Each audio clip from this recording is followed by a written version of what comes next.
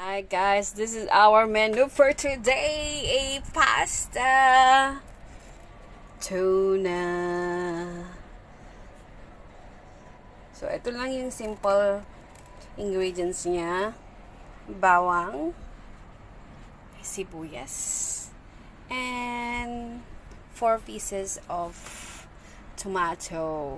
Yung, dapat yung very ripe na siya. So, ito yung magiging bida natin sa ating sauce. Kasi, as simple as tomato, tuna, pasta ang aking iluluto for my husband dinner. Yan, guys. Na-prepare ko na siya. So, isosote ko na lang siya. Then, iko-collab ko tong tuna para maging sauce.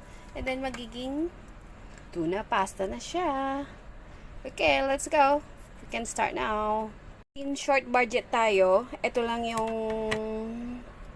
budget meal ng tuna pasta. Dapat meron pa siyang olives. But then, and mushroom, pwede rin. But, it depends sa inyo. Kung gusto nyo lagyan, masarap. Mas maraming sahog, mas masarap. Syempre, diba? Pero ako, gusto ko lang yung simple today. Kasi ito lang yung nakita ko sa kitchen. So, yan. Start tayo with this. Then, later, sautein na natin. And then, saute the ingredients. Siyempre, mabilis maluto yan. Bawang.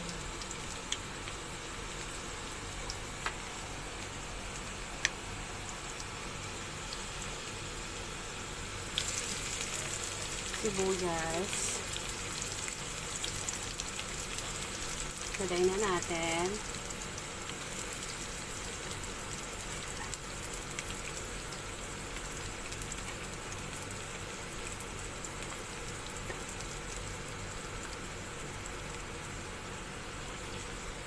Haluin din.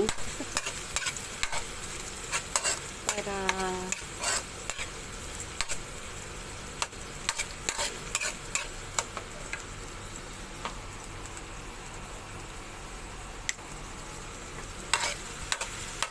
mabilis lang din naman kasi maluto yan. So, set aside na natin dito sa gilid.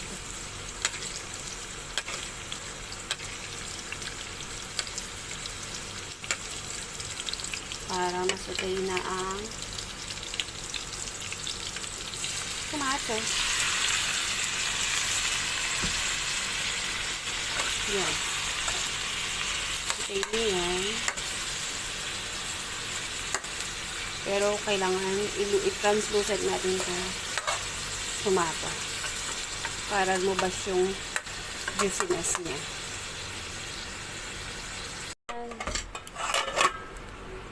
Na-translucent na ang ating tomato. Dapat ganyan ka-consistent. Kasi yan yung magiging ating sauce.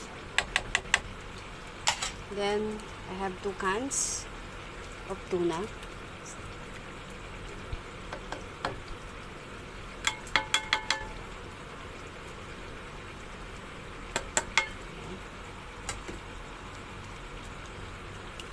Sama nyo yung oil kasi papadagdag lasa yan.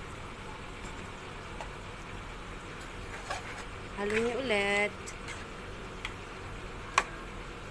Tatimplahan ko na ng paminta to. Guys, tsaka asin. Hindi ako nagdadagdag ng masyadong pangpalasa. Kasi umiiwas kami sa mga alam nyo na yung masyadong masyadong pampalasa, kakasama din. Asin lang, okay na. Tsaka paminta, sapat na. Okay. Siyempre, sugar para mag-balance ang ating taste.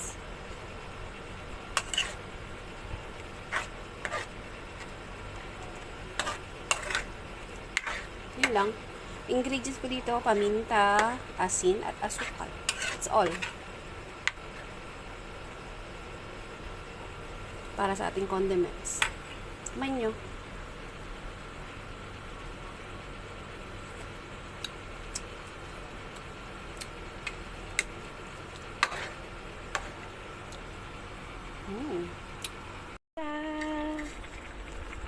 Dito ko lang siya binoiled.